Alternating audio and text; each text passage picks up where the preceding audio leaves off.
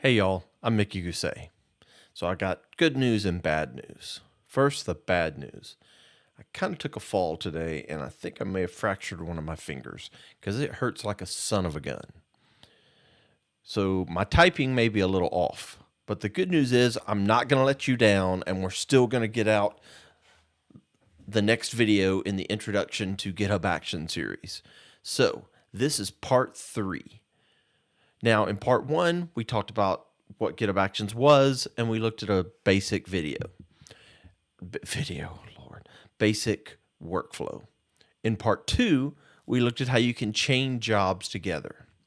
Now, in part 3, we're going to look at a couple of different things. The first thing we're going to look at is how you can actually see what's in the GitHub context object. Then we're going to look at how you can output information from one step to the next step, so it could be used by future steps, and how you can also output information from one job to the next job, so you could pass information from one job to the next. And we're going to wrap up by looking at environment variables and the different levels where you can set those environment variables.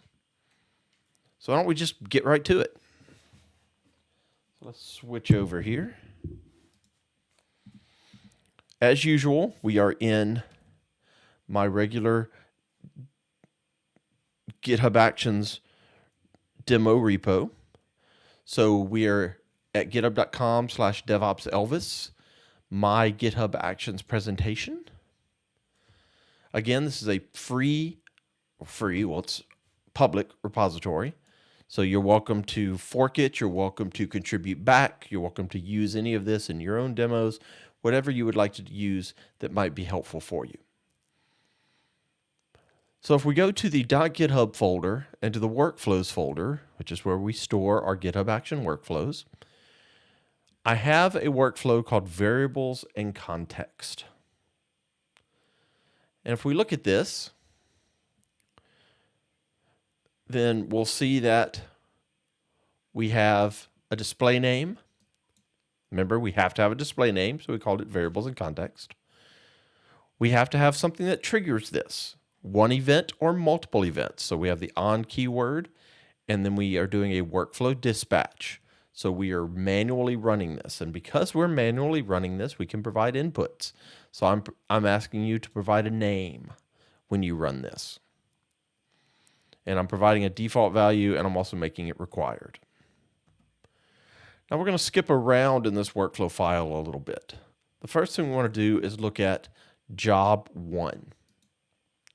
Now job 1 is what lets us see the GitHub context object, the information that's in it. Remember, every time you execute a workflow, every time you execute a job, there's a GitHub context object that's created that has all the information about the workflow and the repository in it. And you can use this information in your workflow if you need it. But it's helpful to know what's there. So how do we see what's there? Well, one way is you could read the documentation. But another option is we could output the object and look at it. So that's what I'm doing here with job 1. With job 1, we're running it on Ubuntu latest, so we're using a Linux hosted runner. And then I've got my steps section, and I've got one step. I gave it a display name of dump the GitHub context object. I'm creating a local environment variable. And by local, I mean it is local just to this step. So I'm creating an environment variable that will only be available to this step. And I called it GitHub_context. And I'm setting it equal to the value of $ curly brace, take the GitHub context object and use the toJSON function to convert it to JSON. And then, of course, I close it off with a curly brace. So this is going to take the GitHub context object, convert it to JSON, and set it into this environment variable. And then finally, I'm just going to do a run step where I echo out the environment variable. $GitHub_context. Because I'm running this on Linux, I can say $GitHub_context. I could also do, as you'll see later, $curly brace env.github_context. Or if I was on Windows, I could even do however you would output a environment variable in PowerShell. So let's actually run this and see what we see. So variables in context. So we're going to come over here to the run workflow and run this workflow.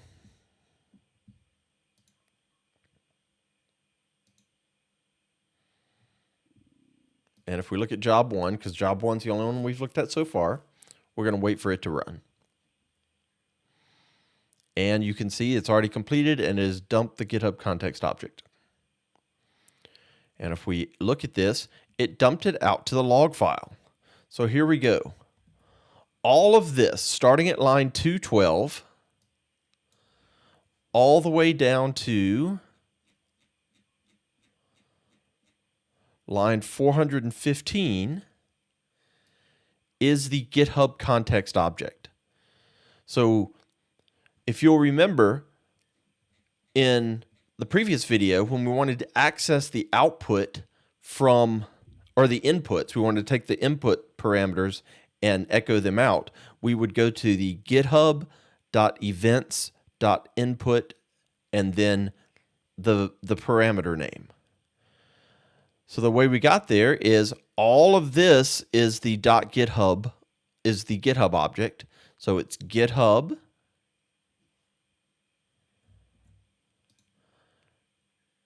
.event, and then the event has its own sub area, including inputs and then parameter name.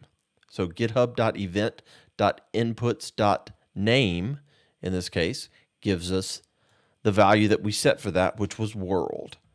But you can see there's all kind of stuff in here, right? So you'll notice that the token object that we're running as, it shows up as ****. That's going to be true of anything in any of the logs. If it thinks it's a secret, it's going to star it out. But you can see we've got the ref, we've got the commit SHA that we're running off of, our repository name, our organization name, the actual repository owner ID, URLs. We've got run IDs related to the run of this workflow, how many times this workflow has been run today, visibility information about the repository itself. If we scroll down a little more, we have information about the event that's running. You can see we have all kind of links back to the organization, links back to make API calls back to the Git repository information. We've got the default branch information here. There's just a lot of information inside this context object that can be helpful for you if you are trying to do different things in your workflow file. For example, and you need to be able to pull out, say, the branch that you were on, or you need to be able to pull out, was this a pull request, or you need to be able to pull out the organization and repository name. You know, all of that stuff is stored in the GitHub context object, and you can make use of that information. And again, we did that by simply taking the GitHub object and converting it to JSON, and then wrapping it in $curly brace, curly brace.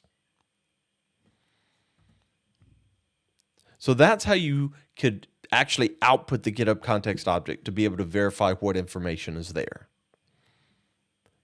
So the next thing I want to show you is how you can output information from individual steps, and also how you can output information from one job to the next job. Now, this is text information. Files, you have to handle a little bit differently, and I'll show you that in a future video. But if you had text information you wanted to pass from one step to another or one job to another, this is how you're going to do it. First off, let's look at job 2. Now, job 2 runs on Ubuntu latest, so it's running on a Linux hosted runner. Don't worry about the outputs, we'll come back to that. Now, in the steps area, I have two steps. The first step, I gave it a display name of step 1, and I also gave it an ID value. In this case, the ID value can't have spaces in it because I want to be able to reference this ID value. So I gave the step an ID value of step 1, and then all I have is a run command. And what I want to do is create an output variable from this step. And I could have multiple output variables, but in this case, I just have one. And the way you do that is you do an echo, open quote, variable name. So my variable name was step 1 value equals the value you want to set it to. In this case, hello. And then you send that information to the $GitHub_output. So this creates a variable called step 1 value that I can access in future steps in this job. But that variable only exists for the lifetime of this job. So I could access this variable down in step 2 if I wanted to. Now what I am doing in step 2 is I give it a display name, I give it an ID value, and then I'm having step 2 also write out a variable. So I'm doing echo, step 2 value is going to be my output variable, equals world, and then I send that also to the GitHub output. So at this point in this job, I've created outputs from 2 different steps, and I could have multiple outputs from these steps, but I've only got one in this example. Now, let's say I wanted to take these step outputs and actually output them from the job to allow another job to use it. Well, the way you do that is back up here, after the run's on, you declare an outputs section. And this is where you declare your output parameters. So I've declared 2 output parameters, output 1 and output 2. I'm going to set output 1 equal to the variable that I outputted from step 1, output 2 equal to the variable that came out of step 2. And I do that by saying $ curly brace, steps dot step ID, so in this case step 1, dot outputs, and then the output variable name, step value 1. So it was steps dot step ID dot outputs dot variable name. And for output 2, I do the same thing. I say $ curly brace, steps dot step 2, so go to that step, go to the outputs for that step, and then take the output variable that we set on that step and set that equal to output 2. So this means that this job will have 2 output variables, output 1 and output 2, that I could use in future jobs. And that's exactly what we do in job 3. So in job 3, again, runs on Ubuntu latest. And because I want to reference output variables from job 2, I need to have a needs job 2.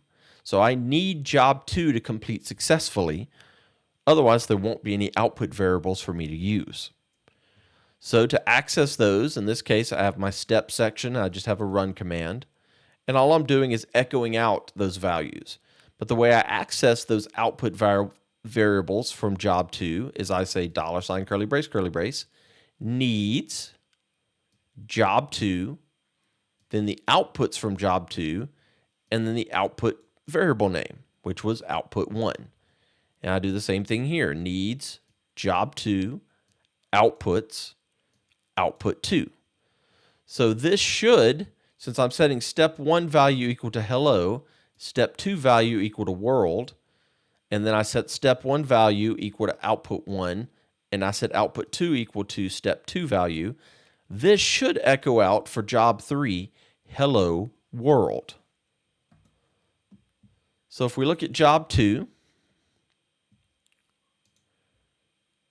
you can see this is where it ran creating the variable.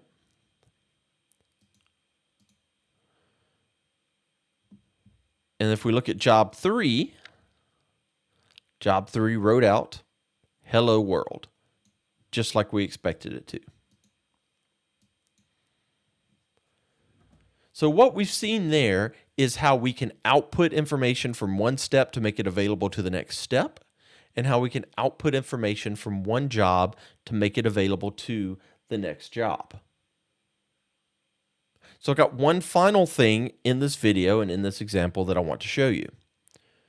So let's go back to our workflow file. And that's environment variables. We already looked at environment variables a little bit because I told you here when we were dealing with the context, we created a GitHub context environment variable that only existed for this step. But you got multiple places where you can define environment variables. So one is at the top of your workflow file. So before the jobs keyword, you can define an env keyword. Now this means you're going to define some environment variables that you want to make available to every job. So what's going to happen is I'm defining three variables, var1, var2, var3. And I'm setting var1 equal to the value of my workflow var1, my workflow var2, my workflow var3. And I'm doing that so that if I output these variables and if I see the value my workflow var1, I'll know it was set at the workflow level, as you'll see in just a little bit. Now what happens is, remember, every time we execute a job, in this case, since I'm using hosted runners, I go grab a runner, I run my job, and then I throw that runner away. If I define environment variables at the top of the workflow, then it's going to create those environment variables in every job. So it's going to grab the runner, create those environment variables, and then run that job. So by defining the variables at the top of the workflow, you can be guaranteed that those variables will be in that workflow. And we can see that even by, say, going to job 2. And if we look at like step 1 for job 2, you'll notice that it has those environment variables defined. And in fact, if we go to job 3 and we look at the echo hello world, it has those environment variables defined. So we can define these environment variables at the top of the workflow, and then I would just say $var1 or $var2 in my jobs and steps and be able to access those variables. But there's also two other levels where we can define environment variables. So let's go down to job 4 and look at that. Now, the first, job 4, runs on Ubuntu latest, is we can define environment variables at the job level. Now, if I define environment variables at the job level, then they exist for every step in that job because it's going to create them on that runner, but they only exist for this job. Now, one thing you'll notice here is I am reusing the same environment variable names that I used up top, but I'm defining var2 and var3 to now be my job var2 and my job var3. So you can define the same environment variables at the workflow level or at the job level. And if you define them in both places, it's going to take the value at the job level. It's not going to take the value it's going to overwrite the workflow environment variable with the one you defined at the job level. And then finally, as we saw before, at the step level, so for this particular run step, I can also define an environment variable. And so I'm defining a var3 environment variable called myStepVar3. As you can imagine, since I am defining this at the step level, it's going to overwrite the value that was defined at the job level, which had already overwritten the value defined at the workflow level.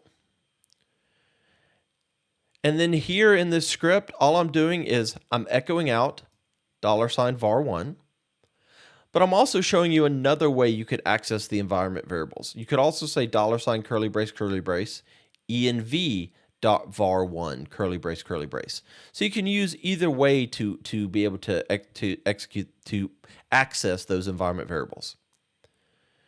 Then I'm just echoing out a blank line. then I'm echoing out var2, and I'm echoing out var3.